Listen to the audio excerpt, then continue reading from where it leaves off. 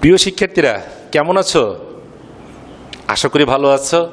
এই লকডাউনে ভালো থাকার কথা না, তারপরও ভালো থাকো, সুস্থ থাকো। ঠিক আছে, আজকে আমরা একটা জিনিস চ্যাপ্টার নিয়ে আলোচনা করব। আমাদের চ্যাপ্টারটা অত্যন্ত ইম্পর্টেন্ট একটা চ্যাপ্টার, সাধারণ বিজ্ঞান 5 নম্বর চ্যাপ্টার। দেখতে হলে আলো চাই। তো এই দেখতে হলে আলো চাই, আলোটা কি? এই আলোর মধ্যে থেকে আমরা অষ্টম শ্রেণীতে অনেক কিছু শিখেছিলাম। তার মধ্যে একটা জিনিস শিখেছিলাম কি? আলোর প্রতিসরণ, প্রতিফলন, এগুলো আমরা শিখেছিলাম। ওই জিনিসগুলোকে আমরা আবার একটু মনে করে নেই, কারণ এখান থেকে কিছু প্রশ্ন থাকবে যেগুলো অত্যন্ত ইম্পর্টেন্ট। আমরা ক্লাস 8-এ শিখেছিলাম, আবার একটু শিখে নেই। ঠিক আছে বন্ধুরা? ওকে, সময় নষ্ট না করে আমরা আমাদের মূল কাজে চলে আসি।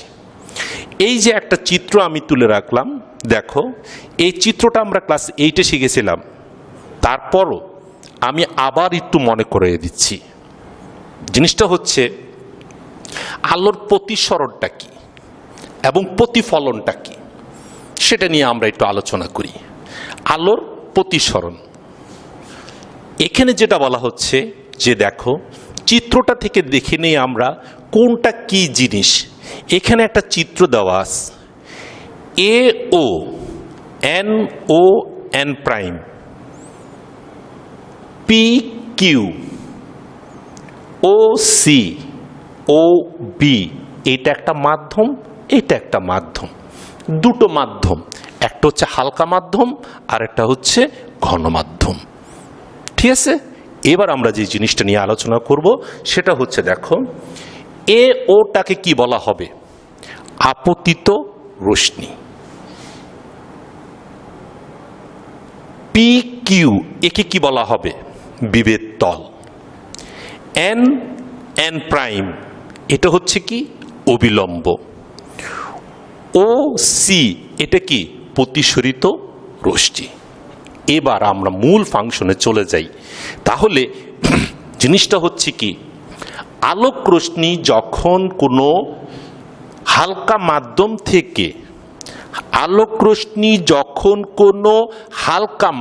থেকে ঘন মাধ্যমে প্রবেশ করবে, কি বললাম বুঝতে পারতেছো? আবার বলে দেই আমি, আলোক রশ্মি যখন কোনো হালকা মাধ্যম থেকে ঘন মাধ্যমে প্রবেশ করবে, তখন আলোক রশ্মি তার অবিলম্ব দিকে সরে আসবে। দেখো, আলোক রশ্মিটা এদিকে যাবার পথটা এদিকে, কিন্তু তার যাবার কথা ছিল কোন দিকে? OB পথে, কিন্তু সে ওই দিকে কিন্তু যায় নাই। কেন যায় নাই? এখানে যেটা বলা হয়েছে, হালকা মাধ্যম থেকে যখনই আলোক রশ্মি ঘন মাধ্যমে প্রবেশ করবে, ঠিক তখন কি হবে? আলোক রশ্মি তার নির্দিষ্ট দিকে না গিয়ে অবিলম্বের দিকে চলে আসবে। বুঝতে পারছো ব্যাপারটা? এখানে খেয়াল করে দেখো, আলোক রশ্মি AO কার উপর পড়লো? বিভেদ তলের উপর। নিচে কি আছে? ঘন মাধ্যম। OB পথে যাবার কথা ছিল, কিন্তু সে OB পথে যায় নাই। সে না গিয়ে কোথায় গেল? OC পথে চলে গেছে। সেটা কি? তার যেই দিকে যাবার কথা ছিল সেই দিকে না গিয়ে সেটা কোন দিকে? NON প্রাইম মানে কি? অবিলম্ব, তার দিকে চলে আসছে। বুঝতে পারছি কথাগুলো? আবার দেখো, এই জন্য বলা হয়েছে যে আলোক রশ্মি যখন একটি স্বচ্ছ মাধ্যম থেকে অন্য একটি স্বচ্ছ মাধ্যমে লম্বভাবে আপতিত না হয়ে বাঁকাভাবে আপতিত হয়, তখন মাধ্যম দুটি বিভেদ তল এবং গতিপথের দিক পাল্টে যায়। গতিপথের দিক পাল্টে যাবে। গতিপথটা যাবার কথা ছিল OB পথে, কিন্তু সে সেই দিকে না গিয়ে কোথায় গেল? OC পথে চলে গেছে। তাহলে আলোক রশ্মি তার নির্দিষ্ট দিক পরিবর্তন করে সরে আসছে। কোন দিকে সরে আসছে? অবিলম্বের দিকে। তাহলে অবিলম্ব কোনটা? আমি আবারও বলি, NON প্রাইম, এটা হচ্ছে কি? অবিলম্ব। তাহলে আলোক রশ্মির দিক পরিবর্তনের করার এই ঘটনাটাকে কি বলা হবে? আলোর প্রতিসরণ। এই আলোর প্রতিসরণের উপর ভিত্তি করে দুটো সূত্র দেওয়া আছে। সূত্র দুটি হচ্ছে, মনোযোগ সহকারে খেয়াল করো, একদম সহজ। সূত্রটা কি হচ্ছে দেখো, আপতিত রশ্মি, আপতিত রশ্মিটা কে? AO। আপতন বিন্দু যেই বিন্দুতে এসে পড়লো এটাকে কি বলা হবে? আপতন বিন্দু। বিভেদ তলের উপর, বিভেদ তল, বিভেদ তলটাকে PQ।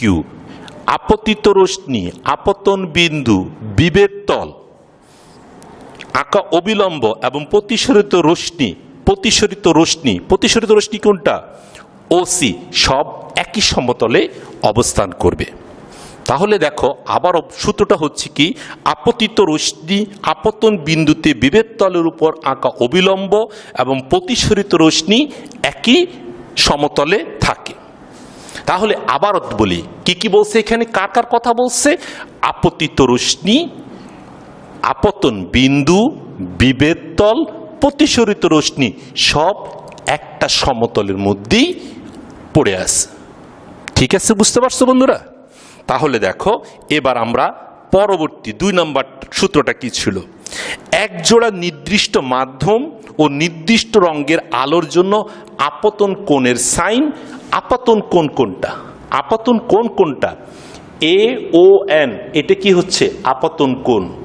এবং প্রতিসরণ কোণ কোনটা বলছে? CON', এটা হলো প্রতিসরণ কোণ। এখানে যেটা বলা হচ্ছে, এক জোড়া নির্দিষ্ট মাধ্যম এবং একটি নির্দিষ্ট রঙের আলোর জন্য আপতন কোণের সাইন এবং প্রতিসরণ কোণের সাইনের অনুপাত সর্বদা ধ্রুব হবে। তো ঠিক আছে বন্ধুরা, তোমরা কি বুঝতে পারছো জিনিসটা? আমি আবারও বলি, তোমরা মনোযোগ সহকারে আবার খেয়াল করো। 2 নম্বর সূত্রটাকে আমি আবার বলি, এক জোড়া নির্দিষ্ট মাধ্যম। নির্দিষ্ট মাধ্যম বলতে কি বোঝানো হচ্ছে? হালকা মাধ্যম, গণমাধ্যম, দুইটা মানে কি? এক জোড়া। এবং একটা নির্দিষ্ট রঙের আলো। আমি যে আলোক রশ্মিটাকে দিব, এটা যে রঙেরই হোক না কেন, একটা নির্দিষ্ট রং হবে। ওই রঙের আলোর জন্য প্রতিসরণ কোণ একরকম হবে, লাল রঙের আলোর জন্য একরকম, নীল রঙের আলোর জন্য আরেক রকম প্রতিসরণ কোণ হবে। তাই জন্য বলা হয়েছে এক জোড়া নির্দিষ্ট মাধ্যম এবং নির্দিষ্ট রঙের আলোর জন্য আপতন কোণের সাইন এবং প্রতিসরণ কোণের সাইনের অনুপাত সবসময় নির্দিষ্ট থাকবে, মানে ধ্রুব থাকবে। কি বন্ধুরা, বুঝতে পারছো জিনিসটা? তাহলে আমি 2টো সূত্রকে আবার তোমাদের সাথে আলোচনা করি। প্রথম সূত্রটা কি বলেছে? আপতন কোণ, আপতন বিন্দু, প্রতিফলিত বিভেদ তল, প্রতিসরিত রশ্মি একই সমতলে থাকবে। তাহলে কি কি জিনিস পাই? আপতন কোণ, আপতন রশ্মি কোথায় পড়ছে? আপতন বিন্দুতে। কার উপর পড়ছে? বিভেদ তল। অবিলম্ব এবং আপতিত রশ্মি সব কোথায়? একটা সমতলের মধ্যেই থাকবে। 2 নম্বরটা আবার বলি, এক জোড়া নির্দিষ্ট মাধ্যম। এক জোড়া মাধ্যম মানে কি? একটা হালকা মাধ্যম আর একটা ঘন মাধ্যম। এই হালকা মাধ্যম থেকে ঘন মাধ্যম দুটো মিল হলো এক জোড়া নির্দিষ্ট মাধ্যম।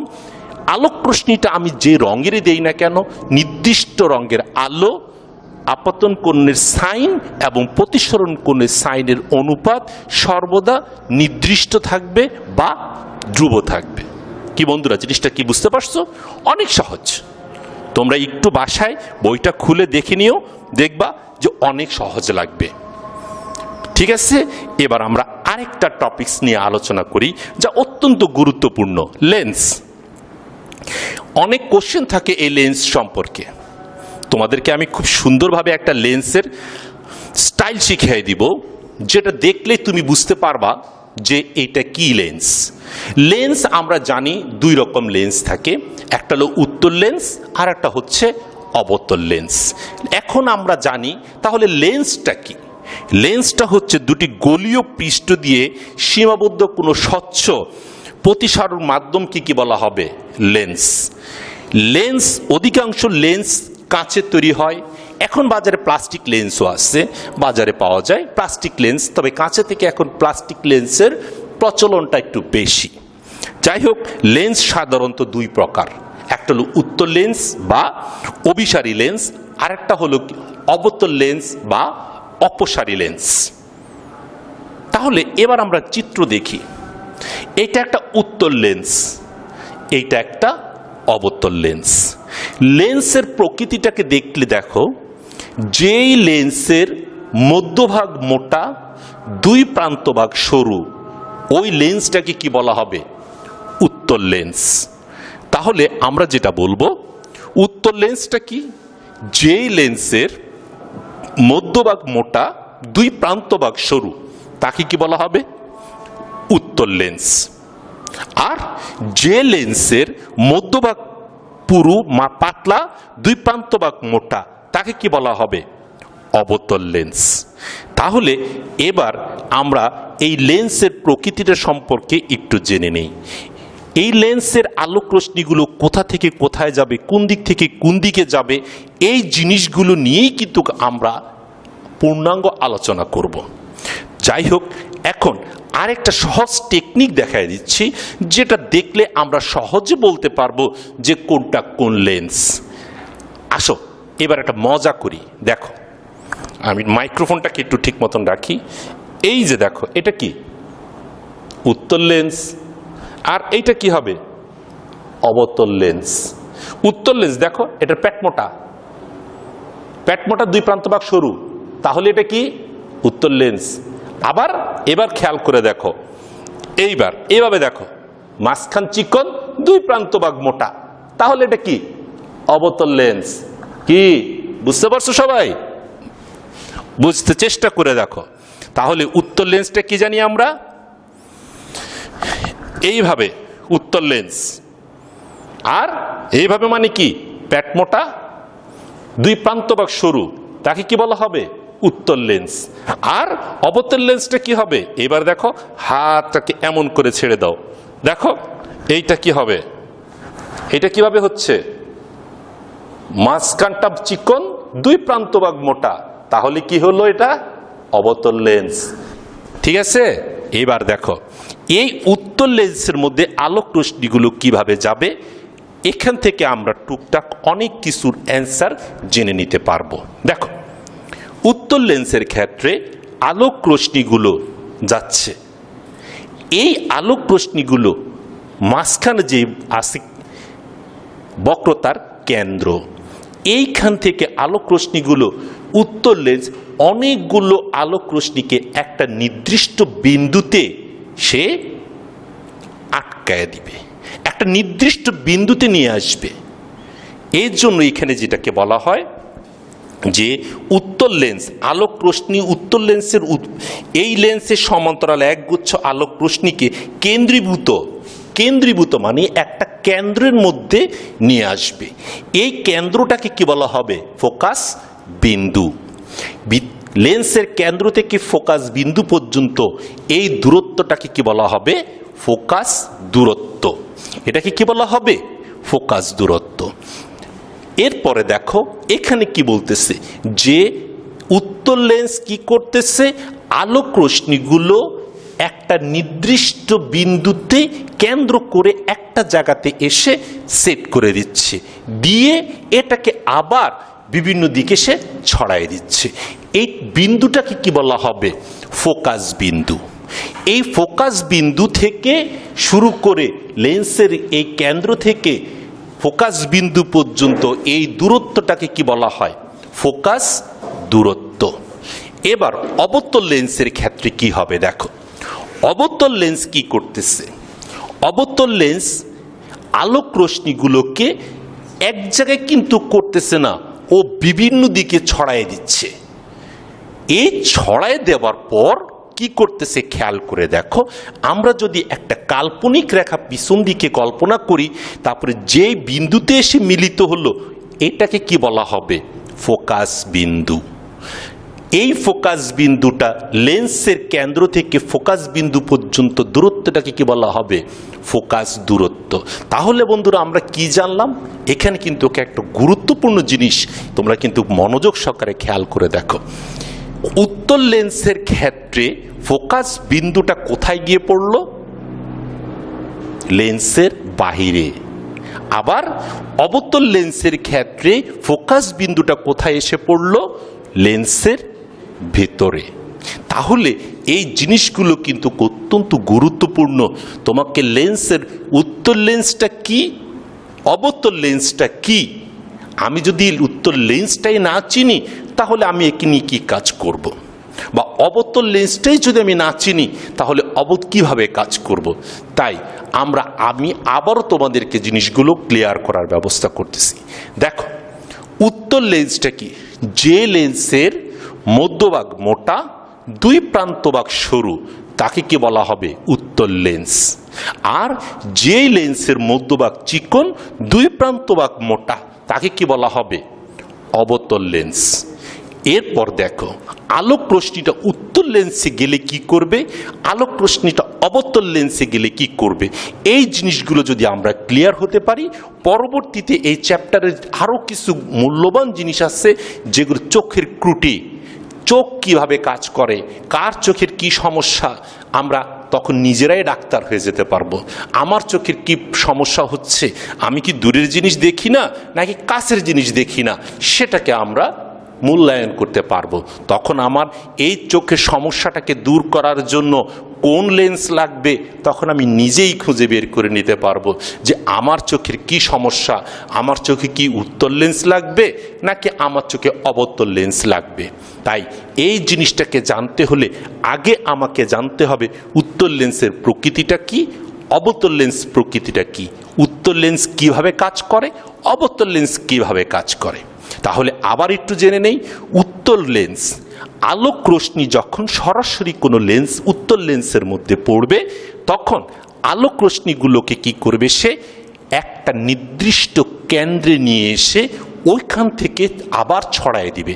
যেমন এই আলোক রশ্মিগুলোকে যখন লেন্সের মধ্যে পড়লো তখন আলোক রশ্মিগুলো একটা নির্দিষ্ট বিন্দুতে এসে পড়লো, যে বিন্দুতে এসে পড়লো এটাকে বলা হবে কি? ফোকাস দূরত্ব। খুব ইম্পর্টেন্ট জিনিস মনে রেখো কিন্তু, ফোকাস দূরত্বটা কি? ফোকাস দূরত্ব হচ্ছে লেন্সের কেন্দ্র থেকে ফোকাস বিন্দু পর্যন্ত দূরত্বটাকে বলা হবে কি? ফোকাস দূরত্ব। তাহলে উত্তল লেন্সের ক্ষেত্রে ফোকাস দূরত্বটা কোথায় যাচ্ছে?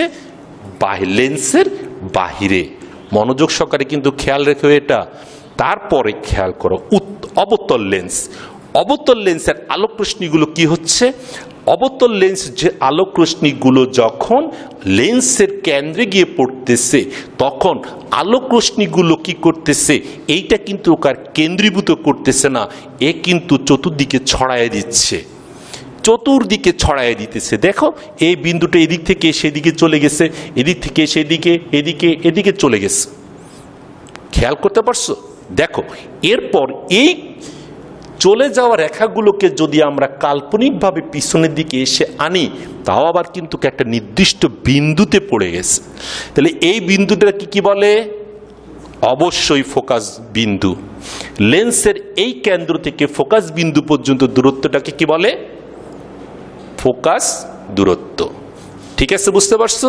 তাহলে এবার দেখো উত্তল লেন্সের ফোকাস দূরত্ব, ফোকাস বিন্দু লেন্সের বাহিরে, অবতল লেন্সের ক্ষেত্রে ফোকাস দূরত্ব লেন্সের ভিতরে। কি বুঝতে পারছো জিনিসগুলো সবাই?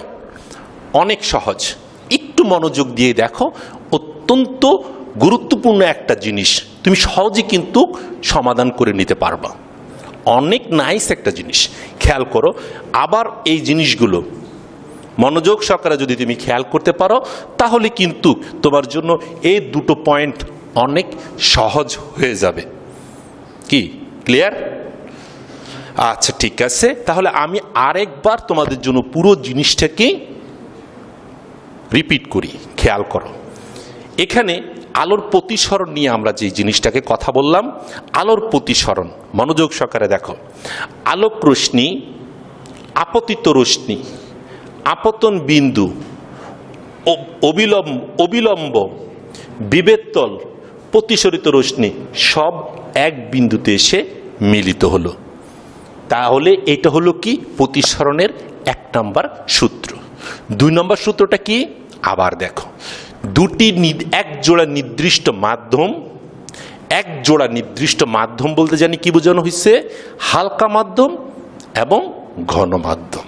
এবং একটা নির্দিষ্ট রঙের আলোর জন্য, নির্দিষ্ট রং কি, আমি যদি লাল রঙের আলো দেই তাহলে লাল রঙের আলো, আমি যদি কালো রঙের আলো দেই তাহলে কালো। তাহলে এক এক আলোর জন্য আপতন কোণ একরকম হবে, প্রতিসরণ কোণও একরকম হবে। তাই আপতন কোণের ক্ষেত্রে সাইন এবং প্রতিসরণ কোণের সাইনের অনুপাত সর্বদা কি হবে, নির্দিষ্ট, অথবা যেটাকে বলা হয় ধ্রুব। ক্লিয়ার?